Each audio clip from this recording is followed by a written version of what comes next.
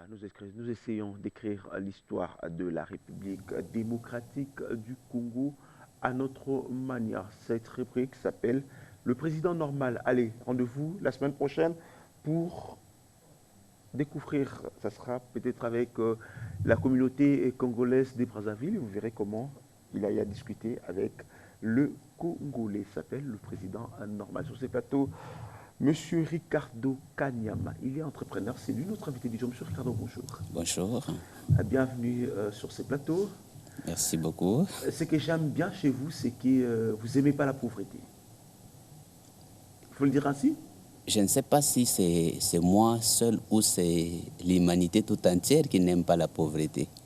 On doit distinguer deux choses. Le fait que la pauvreté est un fait qu'on accepte malgré soi, mais ça ne cesse pas d'être un mal, parce que je pense que même l'objectif du gouvernement, les objectifs des institutions et de la communauté internationale, c'est de combattre la pauvreté. Et si on la combat, parce que c'est un mal, c'est un fléau, c'est une source de beaucoup de souffrances, c'est une source de beaucoup de calamités, et personne d'essentiel peut aimer la pauvreté, ni chez lui, ni chez les prochains. Alors, nous vous avons invité sur ce plateau parce que vous avez quelque chose d'intéressant à partager avec le millier des téléspectateurs qui nous regardent ces matins. C'est le combat de tout le monde, en fait, comme vous le dites. Hein. Personne n'aime la pauvreté. Vous êtes entrepreneur, initiateur du premier programme d'appui à l'indépendance financière. Vous êtes auteur de deux ouvrages que j'ai là. J'ai des ouvrages, hein, La chèvre de ma mère, et puis Pouvez-vous devenir riche et aller au ciel? On sent que vous aimez bien le richesse, mais quand vous dites indépendance financière, un programme d'appui à l'indépendance financière, c'est quoi exactement en fait? C'est quoi votre programme? Le programme d'appui à l'indépendance financière, c'est d'abord un programme qui part d'un constat. Que beaucoup de luttes aujourd'hui, quand on parle de lutte contre la pauvreté, consistent seulement à créer des emplois. On dirait par exemple, nous allons réduire le chômage, ça c'est le combat de tous les gouvernements. Mais personne ne se pose la question de savoir des gens qui travaillent, combien arrivent vraiment à l'indépendance financière. Ça veut dire combien dépasse le stade où il peut encore avoir les moyens de survie lorsqu'il arrête de travailler. Lorsqu'un contrat s'arrête, lorsqu'il va en retraite ou lorsqu'il vieillit. Nous allons constater que des millions de gens n'atteignent jamais l'indépendance financière, ils n'atteignent que la stabilité financière et une stabilité qui s'arrête lorsque la vie active s'arrête.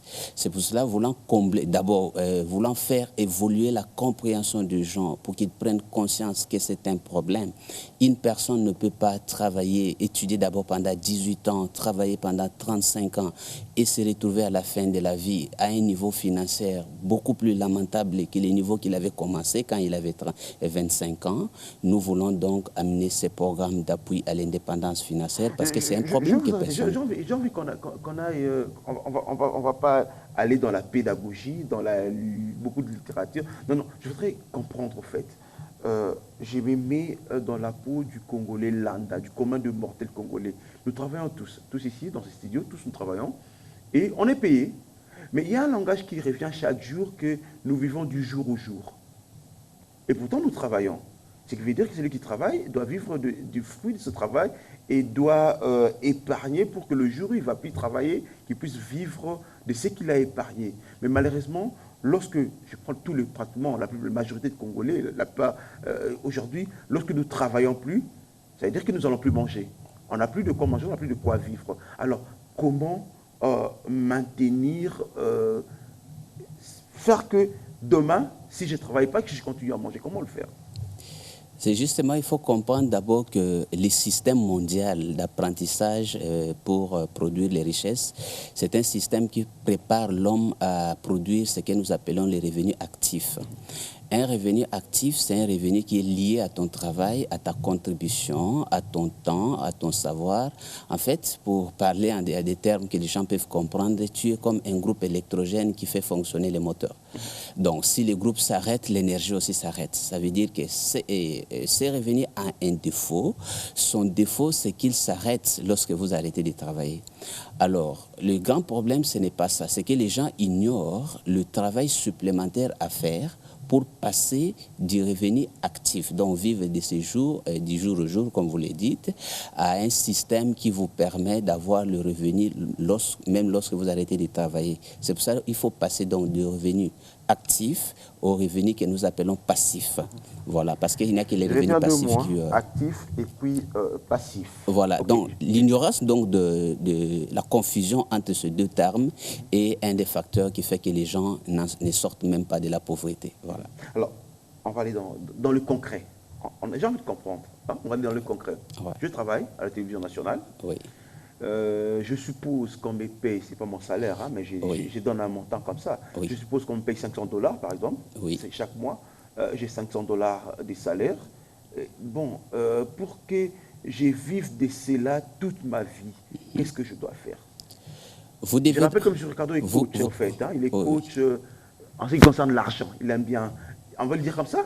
Bon, on dit coach en création des richesses. Voilà, coach en création des richesses. Allez, je travaille à la télévision nationale. Vous travaillez à la télévision nationale. Je gagne $500. Vous gagnez $500. Et je vais devenir riche, je vais créer des richesses. Qu'est-ce que je dois faire? D'abord, on ne va pas vous parler en termes de devenir riche. Vous avez d'abord besoin d'accéder à l'indépendance financière parce que vous êtes dans un stade de stabilité financière. Alors, vous devez... stabilité financière? Qu'est-ce que vous appelez stabilité financière? Stabilité financière, ça veut dire que vous avez des moyens pour vivre de façon stable aujourd'hui, mais vous n'avez pas de moyens pour vivre si vous arrêtez de travailler. Donc, si après cette émission, on vous dit voilà, que la chaîne n'a plus besoin de vos services, le lendemain, 2 ou 3 mois après, on vous retrouvera dans l'incapacité de payer vos factures. Voilà, c'est ça donc la stabilité. La stabilité est précaire. Il ne faut pas travailler pour la stabilité, il faut travailler pour l'indépendance. Donc, ce que vous devez d'abord faire, c'est prendre conscience du fait que vous êtes professionnel, vous connaissez votre métier et que vous n'avez pas une autre compétence qui permet vous permettre de gérer vos finances personnelles de la façon à vous faire sortir de la stabilité vers l'indépendance. Donc, vous n'avez pas eu le cours sur l'indépendance financière, vous n'avez pas de compétences pour gérer vos finances personnelles, vous n'avez pas un plan et vous n'avez pas un programme qui vous permet de gérer vos finances de la manière à les transformer en une source qui vous permet, une source conséquente qui vous permettra de vous prendre en charge. Voilà. Alors, comment je fais pour devenir indépendant financièrement avec ce que je gagne par exemple, à la télévision nationale?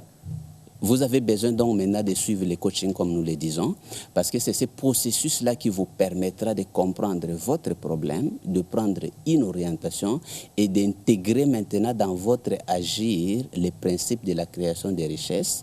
Et l'un de ces principes, par exemple, c'est de pouvoir vous astreindre à l'épargne d'investissement et partir de cette épargne pour... Attendez, monsieur, j'ai l'impression que vous êtes assis...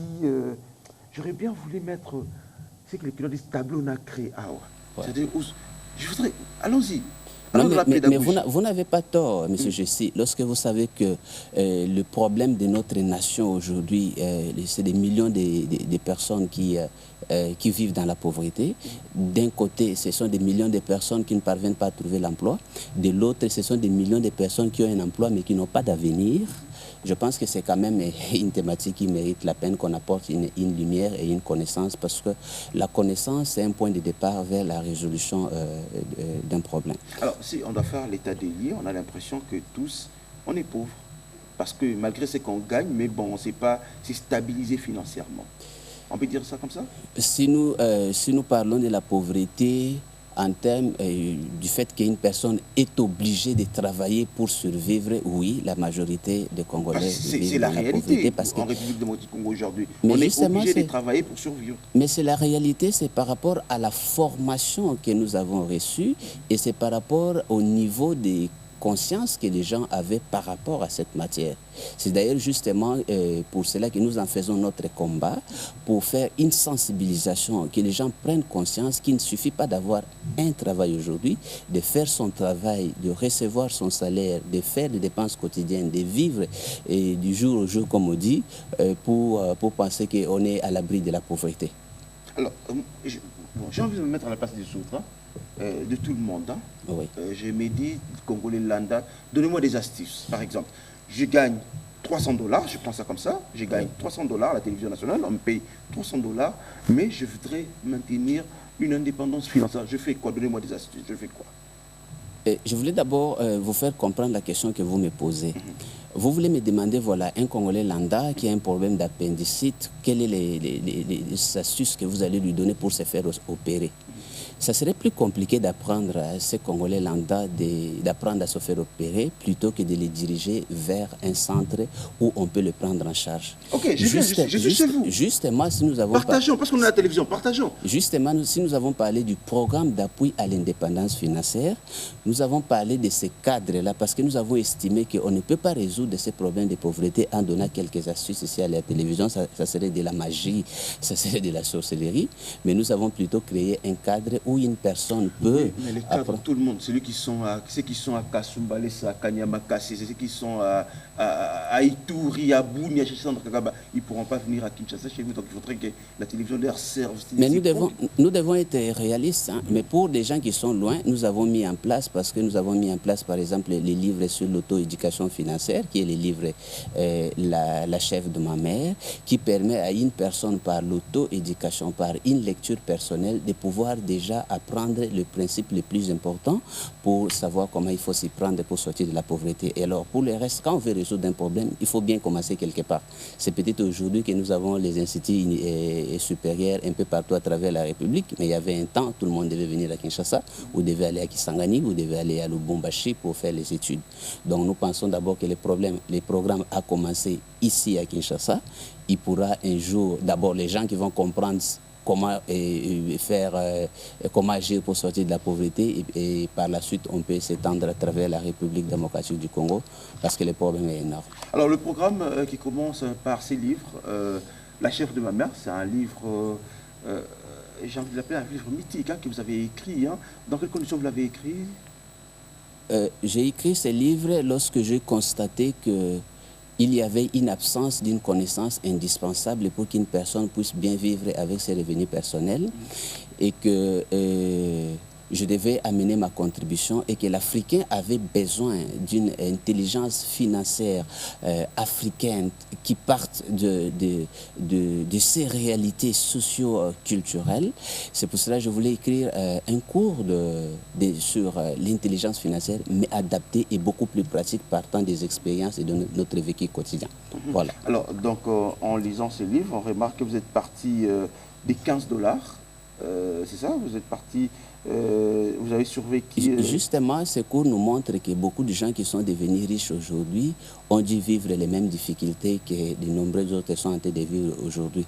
Qu'il est parfaitement possible de sortir de la pauvreté et de devenir riche, d'abord financièrement intelligent, si d'un côté nous avons une profession qui nous permet de gagner quelque chose et de l'autre nous avons le temps de développer les compétences financières pour agir de façon intelligible par rapport aux lois de la création de la richesse. Alors création de richesse, créer des revenus passifs, comment faire tout ça? Par exemple, je vous parle du programme que nous avons lancé, que nous conduisons. D'abord, nous donnons à la personne des formations pour améliorer son intelligence financière. Après, nous lui donnons les coachings financiers pour développer ses compétences pour bien gérer ses revenus. Et enfin, vous enfermez, vous voulez pas nous donner la matière. Non, mais la matière, c'est celle-là. La matière, c'est vous dire que voilà, on ne peut pas éradiquer la pauvreté matérielle et financière si on ne commence pas par éradiquer la pauvreté mentale et anthropologique. Ça veut dire, là où il y a ignorance, il y aura des actions non appropriées et les résultats, ça sera le maintien ou le développement de la pauvreté. Monsieur Ricardo, on peut parler aussi lingala, ça vous arrive? Ou bien votre lingala, il est un peu... Bon, toko meka, tout ça va congolais. Tout le français, mais tout le un peu moins lingala. Vous écrivez des livres très intéressants, La chef de ma mère, Les secrets de la prospérité financière. Ok, maman, bon, vous êtes sensible. D'abord, il suffit peut-être si un jour vous avez le temps de ne pas m'interroger moi, Ricardo, mais de demander aux gens qui ont lu La chef de ma mère et de savoir comment la seule lecture d'un livre a dû transformer la vision des gens et amener les gens dans une dynamique d'action qui leur ont aidé de sortir de la pauvreté. Donc il s'agit d'un livre, moi j'appelle ça un un comprimé contre une maladie appelée pauvreté. Donc, livre. Parce que tout le monde a la place à Bato donc, Aza, Asala Kamusala Naye, Mambo Tanga, Aibiko Tanga, Mingi, Tanga livre à moi Kokoso.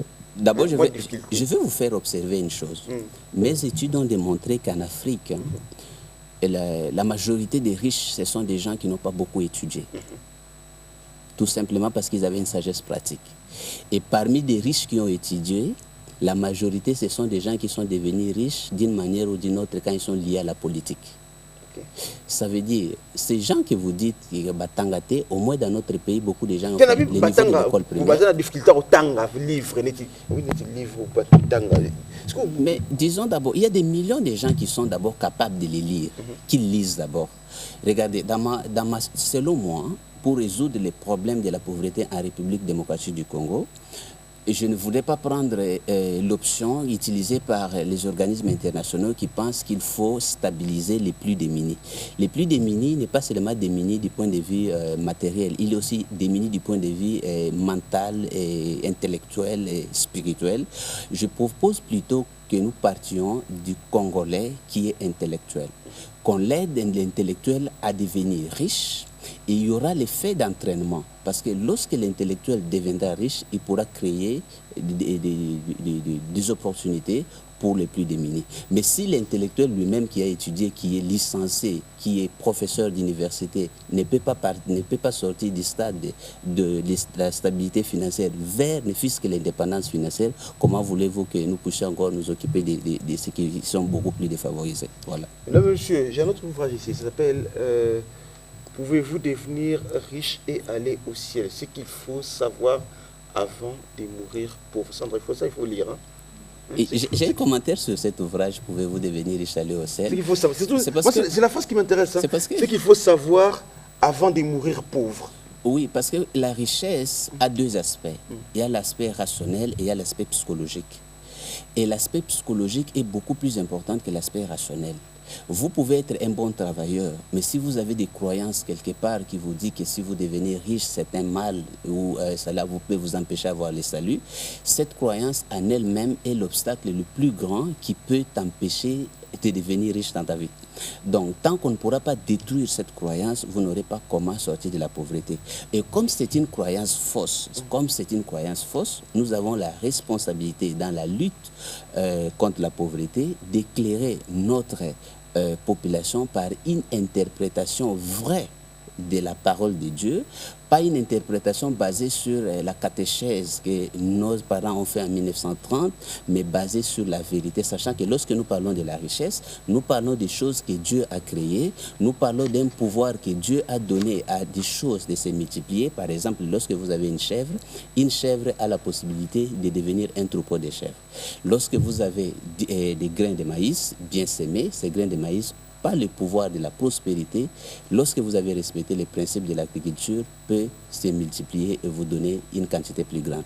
Et nous avons besoin donc que notre aspect psychologique soit en harmonie avec les lois de la prospérité financière. Donc, si je vous comprends, vous êtes en train de me dire, pendant que Sandra va me rejoindre, vous êtes en train de me dire que si je lis ces livres,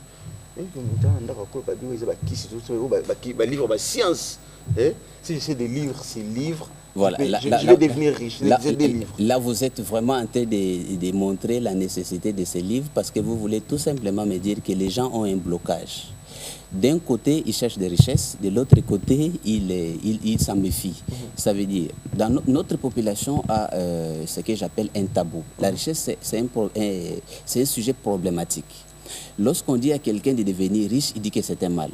Donc nous parlons de la richesse que lorsqu'on peut réclamer du gouvernement qui nous distribue les sacs de maïs, qui améliore nos conditions. Mais en soi, l'homme congolais a un problème psychologique, il a un problème émotionnel avec la notion de richesse. Et si ce problème n'est pas résolu, il restera un peuple pauvre dans un pays le plus riche en termes de richesse naturelle. Je vais revenir à vous tout à l'heure, le temps de retrouver Sandra, mais il y a quand même dans la conclusion de ces livres, j'ai essayé de lire, ce sont des phrases qu'on entend tous les jours. Je vais lire ça, l'argent ne fait pas le bonheur, ça on nous le répète tous les jours. L'argent est la source de tout le maux, on l'entend également tous les jours, honte à ceux qui s'enrichissent. heureux le pauvre parce que le royaume des cieux leur appartient. Ça, on entend également. Voilà. Ce sont ces phrases qui sont génératrices de pauvreté et qui sont facteurs du maintien de la pauvreté. Parce que d'un côté, nous entendons ces phrases, de l'autre côté, nous voyons un peuple qui est devenu mendiant, nous voyons des responsables qui se disent qui développent des stratégies. Dans notre culture, il faut habiter ma tolo. C'est parce que la pauvreté est contradictoire et il est temps que nous puissions assumer que ce que nous voulons comme nation, comme peuple, ce n'est plus la pauvreté, mais la prospérité. Est-ce que vous allez awa, vous allez dans le bâti, est-ce que vous comme ça, vous avez un secret que ce qui peut redem pour une azana akokoma riche ndi redem kazana akokoma mais j'ai donné le secret kaka na salaire ba futa kayo ya j'ai donné na lobi te kezani ndengo mais na bisi exemple kaka na salaire tu ya $300 ba futa kaye akokoma pe riche ata azui salaire ya $5,000 ata azui salaire ya $10,000 sans intelligence financière a okende seka mokote intelligence financière ngo ezanini yebisabi intelligence financière ezali net intelligence journalistique oyo nango po sala musala no bien yo kanisi que n'importe qui akoya asali émission ndenge zo sala soki azana minimum intelligence journalistique te yango nazo tuna sala enquête ya yo moko komona que parmi ba députés oyo basali soki 5 ans na ba glissement bazui ba salaire ya $10,000 boni bakozala capable de maintenir encore d'avoir encore un revenu de $10,000 dans 2 3 4 ans c'est pour vous montrer que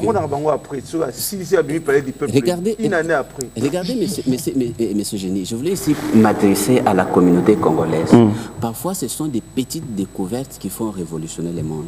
Lorsque Archimède découvre qu'un corps plongé dans l'eau subit une poussée de base à eau égale à la quantité d'eau déplacée, les conséquences de cette petite découverte a permis la révolution du transport maritime. Lorsque Newton découvre qu'il y a une attraction qui fait qu'un corps tombe, et de cette attraction est basée toute la physique que nous avons aujourd'hui. Ça veut dire cette découverte pour nous les Africains aujourd'hui de l'importance de l'intelligence financière, ça semble une découverte minime, mais son application peut être un grand facteur de réduction de la pauvreté dans notre pays. Je suis en train de lire les livres de M. Ricardo et dans ces livres, M. Ricardo a découvert que lorsque sa maman lui a laissé une chèvre, c'est la une chèvre, $15. Oui. Et les lots Yakoma, votre richesse s'élève à combien? Je ne suis pas ici pour parler de ma richesse. C'est-à-dire que aujourd'hui, ça a un secret, mais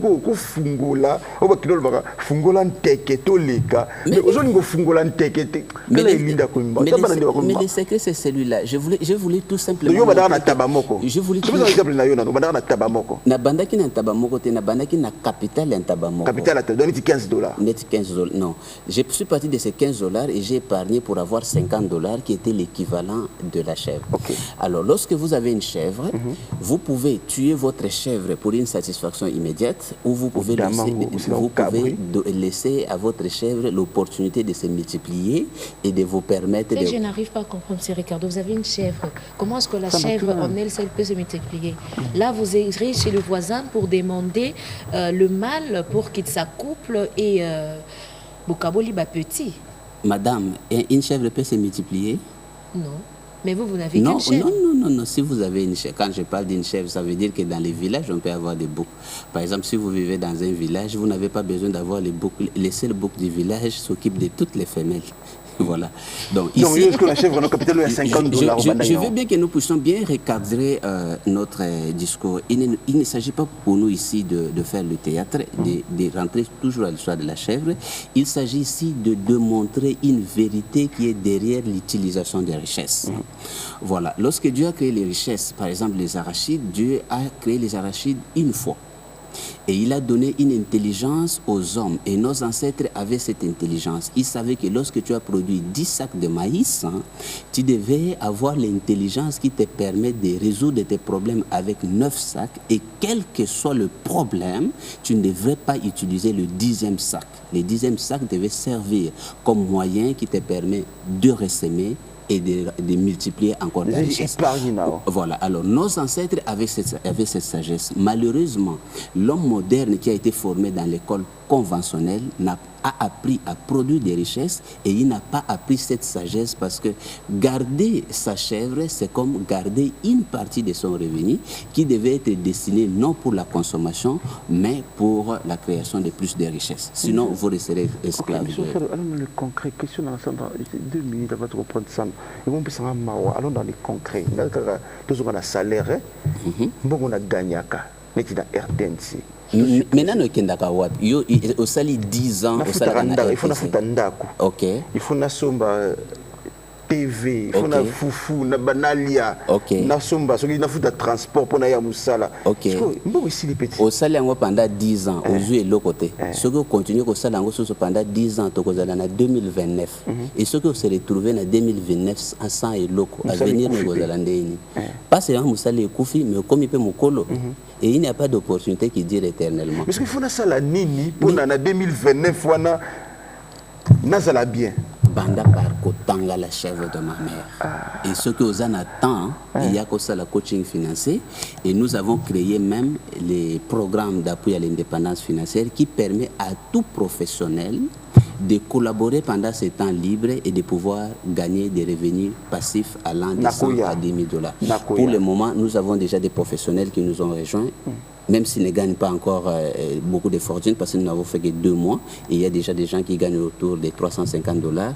Et si nous savons que 350 $, c'est déjà un salaire que quelqu'un peut gagner en travaillant pendant tout un mois, les gagner en revenu passif, c'est déjà un départ, et nous sommes confiants. Nous sommes confiants, nous reviendrons ici à la RTNC avec des preuves vivantes que les Congolais peuvent créer des revenus passifs qui lui permettent d'accéder à l'indépendance financière. Et ils les gagnent en faisant quoi ? Il les gagne parce que nous avons structuré les programmes sur 3 axes. Nous avons d'abord les formations pour augmenter les capacités en création de richesses. Et nous intégrons les gens dans la consommation intelligente. Nous montrons justement aux gens que s'ils ne deviennent pas pauvres, parce qu'ils consomment de façon à enrichir les autres et eux-mêmes restent pauvres. Alors notre programme a ainsi... Pardon. La phase intelligente. Ils consomment... C'est la consommation appauvrissante. Voilà, consommation appauvrissante. Donc, ils consomment de façon à rendre les autres et ils restent pauvres. Et si nous pouvons interpréter qui est-ce qu'on enrichit, pas seulement Maman Lopango, mais je vais vous dire une chose. Qui est pauvre en République démocratique du Congo? Est-ce que c'est les Congolais ou c'est l'étranger? Vous allez remarquer que la grande partie des étrangers qui sont dans notre pays sont riches.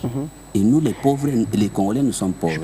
Parce qu'on n'est pas contre, mais nous sommes... Oui. Pourquoi? Parce qu'ils sont vendeurs de services. Ils sont vendeurs de produits. Et nous ne sommes que des consommateurs. Et dans la logique capitaliste, c'est le consommateur qui prend en charge toute la chaîne de la production jusqu'à la vente. Je prends un exemple. L'Indien qui importe les médicaments ne paie rien. Il paie son médicament à $1. Il augmente ses charges. Même si Bamatisi douane comment, il sait que Moutako Foutango Ezali, le Congolais qui va consommer. C'est le Congolais qui va prendre ces médicaments, qui, s'il vous plaît, qui aura payé toute la chaîne d'ici jusqu'à Sonafi en France qui a produit les médicaments. Voilà. Alors nous devons donc, si nous n'adoptons pas l'intelligence financière dans la consommation, nous risquons d'être seulement des consommateurs qui enrichissent des autres. Voilà pourquoi nous enseignons aux gens la consommation intelligente, comment gagner l'argent dans ta propre consommation. Ça veut dire comment gagner, lorsque tu fais tes achats de consommation, tu n'acquiers pas seulement les biens de consommation, mais que tu gagnes aussi comme les autres gagnent. C'est-à-dire des consommations intelligentes. Donc moi, je suis un supermarché. Oui. Est-ce que supermarché est là? Ok, mais yo tant au sombi biloko, je suppose que yo sombi farine à supermarché. Est-ce que farine on a supermarché moto produire en supermarché pas à sombaki. Ce qu'a été qu'il on a $100. Est-ce que à sombaki on a $100? À sombaki peut-être na 80. Donc, n'a pas travailleur naïe, n'a mutoka naïe, n'a taxe naïe, n'a intérêt naïe, yo motozo fouta. Qu'est-ce qu'il faut faire alors? Réduire les dépenses. Mais justement, c'est pour cela que nous sommes en train de créer des cadres qui permettent aux Congolais de rompre ce cycle de consommation appauvrissante. Et on va voir comment. Mais justement, nous sommes ici en train de présenter une opportunité et un premier cadre. Je parle bien d'un premier cadre qui permet à un Congolais de devenir vendeur de ce qu'il consomme. Comme ça, il peut gagner jusqu'à 40, jusqu'à 60% des intérêts produits par sa consommation. C'est pour ça que nous avons amené donc le concept de consommation intelligente, comment consommer de façon à gagner de l'argent au lieu de consommer de la façon à le perdre. Notre objectif est simple. D'abord, nous devenons vendeurs de ce que nous consommons et plus tard, nous préparons des gens à devenir producteurs de ce que nous consommons. Et lorsque vous devenez producteur de ce que vous consommez, vous vous rendez vous-même riche et vous pouvez observer. C'est trop... Il faut descendre. Je vous donne deux. Je reviens. Il faut descendre un peu parce que nos chers, je vous télé, vous studio. Est-ce qu'on a vous allez vous quittez. Normalement, il faut regarder, nous sommes en train de découvrir. Oui, justement, nous sommes en train de découvrir. Aller un peu plus loin, mais on dirait mais ceux qui bolingi à la cour, parce que dans l'émission peut-être juste quelques minutes, ceux qui bolingi à la cour, donc il y a par jour à 30 minutes, n'a pas pu s'accorder gratuitement parce que ce qui nous intéresse, c'est de faire évoluer le mental de notre population par rapport aux notions de richesse. Parce que, comme d'ailleurs dit la Bible, vous connaîtrez la vérité et la vérité vous affranchira. C'est la connaissance qui libère.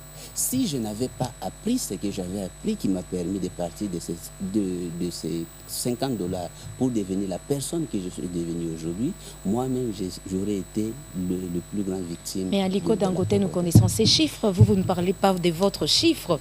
Comment est-ce qu'on saura que vous êtes parti des $50 et vous êtes arrivé à combien? Mon devoir ici, ce n'est pas de parler seulement de mon chiffre. Vous connaissez les chiffres. Mais comment est-ce que vous allez motiver les gens à venir suivre le cours de coaching? Vous connaissez les chiffres d'Aliko Dangote. Pourtant, il n'est jamais venu au Congo te dire qu'est-ce que toi tu devais faire. Mais vous n'êtes jamais allé sur les nets. Je vous informe que le travail que je fais est plus suivi à l'étranger qu'ici. Ce livre que j'ai écrit, il y a même à Paris des journées qu'on a organisées autour, parce qu'ils ont estimé que c'était la première fois qu'un Congolais avait écrit un livre sur les finances personnelles qu'ils appellent l'Ekiyosaki d'Afrique. Le livre est très lu en Angola, en Côte d'Ivoire, au Gabon, au Canada, en France. Mais malheureusement, ici chez nous, l'homme n'a pas encore compris la valeur de la connaissance. On est encore à un niveau où on peut payer facilement un téléphone de $300, mais payer un livre de 10, $15, on trouve tous les gestionnaires du monde. Voilà. Déjà qu'un $10 peut résoudre le problème d'une famille. Alors sacrifier ces $10, économiser encore, épargner jusqu'à atteindre 15 pour acheter un livre. Mais c'est à vous de faire les choix. Est-ce que vous voulez sortir de la pauvreté? Si vous ne voulez pas sortir de la pauvreté, continuez à faire la même chose. Voilà. Einstein a dit ceci. Être insensé, c'est continuer à faire les choses toujours de la même manière et vouloir que les résultats changent. Si nous voulons continuer à faire les choses de la même manière, nous pouvons continuer pendant 200 ans. Nous pouvons avoir toutes les alternances politiques. Les Congolais ne sauront pas avancer, ne sauront pas résoudre ces problèmes. Donc, les changements, c'est le point de départ. Alors, la consommation intelligente, c'est ce que je retiens. En fait, l'intelligence financière, ça c'est votre cheval de bataille. Les gens doivent devenir financièrement intelligents. Ils doivent consommer intelligemment. Regardez, l'intelligence financière te montre deux paramètres. Que dans la vie, il y a la production et l'utilisation. Même si vous produisez des millions, si vous êtes un mauvais utilisateur, vous allez utiliser votre richesse de façon à enrichir les autres et vous resterez pauvre. Et tout se joue dans l'utilisation. Si vous utilisez l'argent de façon à faire l'équilibre entre la consommation qui ressemble à tuer ta chèvre et l'investissement qui est comme l'agriculture, une manière qui permet à ton argent de se multiplier, c'est le seul secret des riches, c'est la seule action qui fait qu'une personne pauvre sorte de la pauvreté et devienne riche. Et c'est une compétence indispensable, quelle que soit votre profession, pour pouvoir résoudre votre problème de pauvreté. Donc, consommer intelligemment, c'est-à-dire que je suis en train de comprendre ce que vous avez expliqué ici, c'est-à-dire que si je dois faire par exemple mes courses du mois pour aller je vous donne un exemple simple. De ces $50 que j'ai épargnés en 2007, je suis devenu millionnaire en 2014. Mais si j'avais mangé ces $50, que serait-il devenu de moi? Pourtant, dans notre pays, nous avons des gens qui ont des salaires de 2 000, 3 000, 4 000 $, et qui l'utilisent, s'il vous plaît, qui l'utilisent pour la consommation. Et nous voyons que lorsqu'ils vont en retraite, 2 ans après, ils se retrouvent dans la carence. C'est dit tout simplement du fait qu'ils étaient des gens professionnellement intelligents. Ils maîtrisaient leur savoir dans leur domaine, mais dans les domaines des finances personnelles, ils étaient des vrais ignorants. Et les résultats sont têtus. C'est la pauvreté ou le fait de rechuter dans la pauvreté à la fin de sa vie. Et c'est dramatique parce que ce n'est pas une personne, ce n'est pas deux personnes, ce sont des millions de personnes formées pendant des années et qui ont travaillé pendant des années. Il nous reste 2 minutes, on me dit, on va terminer cette émission. Donc si je comprends bien, donc si je comprends bien, je dois faire un effort pour que, si je dois faire mes provisions pour ma maison à la fin du mois, que ma provision n'a gagné na sima et non na gindisa. Mais ceux qui ont gindisa, supposons qu'ils sont baka et pas gindisa, il deviendra riche, non? Et puis demain, son fils va encore engager ton fils. Et ça risque d'être de génération en génération. Et c'est le cas où nous nous retrouvons aujourd'hui en République démocratique du Congo. Moi, je suis dans les business. Qu'on ne vous trompe pas, la majorité des business que vous voyez ici n'appartient plus aux Congolais. Les Congolais, par le fait qu'il n'a pas eu l'intelligence financière et il n'a pas beaucoup développé son intelligence d'affaires, travaille de forme très défavorisée. Et il est maintenant en train de faire face à une compétition internationale qui l'étouffe. Donc, nous sommes devenus comme des esclaves dans notre propre pays. Mais qu'est-ce qui nous a rendu esclaves? C'est justement comme ce que dit la Bible. Il dit, j'ai des princes et j'ai vu des esclaves sur des chevaux et des princes marchant à pied. C'est le fait que nous n'avions pas eu la chance d'avoir une intelligence financière qui devrait nous permettre de sortir de la pauvreté. Lorsque le Congolais dit, ah, ça ne sert à rien, bon, l'argent est la source de tous les maux. Mais les mêmes Congolais, en train d'aller faire un travail de misère, c'est un étranger qui les paye très mal. Mais c'est vraiment contradictoire. L'étranger vient ici avec une croyance appropriée, dit, moi je vais regarder toutes les entreprises qui viennent ici au Congo, aucune entreprise ne vient avec l'objectif social de rendre les Congolais riches, même pas ses employés. Les entreprises viennent avec l'objectif de vendre son service ou de vendre son produit et de s'enrichir. S'il peut payer des collaborateurs qui peuvent survivre, c'est le minimum. Il nous appartient à nous, Congolais, d'avoir des structures comme le programme que je viens de lancer, qui a des objectifs spécifiques d'encadrer une personne pour qu'il devienne riche. Parce que quand il devient riche, c'est la richesse de la République démocratique du Congo. S'il vous plaît, donnez-moi une minute. Vous devez savoir que la richesse d'un pays aujourd'hui ne peut pas seulement se compter en termes de minéraux que nous avons. C'est aussi la somme de la richesse de sa population. Et dans cette somme de richesse de sa population, la richesse mentale a beaucoup plus de poids que seulement les simples possessions matérielles. Monsieur Ricardo, on a fini. Comment vous joindre? Parce que nous avons les sièges donc, du programme d'appui à l'indépendance financière qui se trouve sur l'avenue de la Justice à la Gombe au numéro 44. Et nous avons un bureau de représentation à l'immeuble CTC au niveau de... Et nous avons les numéros, c'est les 081 63 91 311. Je répète, le 081 63 91 311 pour ceux qui voudraient bien continuer avec ce débat. Le monsieur, c'est fini pour aujourd'hui. Le livre est là. C'est un livre que j'ai commencé à lire parce que je vais devenir riche. Ça, le livre est là. Je vais lire les 2 livres. C'est votre droit. Ce qui n'a pas mieux richeté, monsieur Ricardo. Allez. C'était un plaisir de vous recevoir. Merci. Merci beaucoup. Je crois que cette émission n'est pas finie. Hein? L'émission n'est pas finie. L'émission est silité. Je crois qu'il faudrait qu'on fasse une autre émission où on va aller vraiment dans les tableaux, on va aller vraiment dans les détails de l'indépendance financière. Parce qu'il faudrait que les Congolais deviennent indépendamment financièrement. Moussa laissé le lobby à continuer pour vivre. Mesdames, messieurs, je vous retrouve demain, mercredi prochain. Pour un autre numéro de Ricardo, merci d'être venu. Merci beaucoup. Merci surtout pour votre invitation. Sandra, on a fini.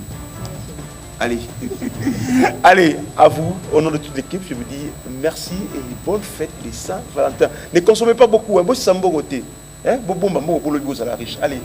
au revoir chez vous.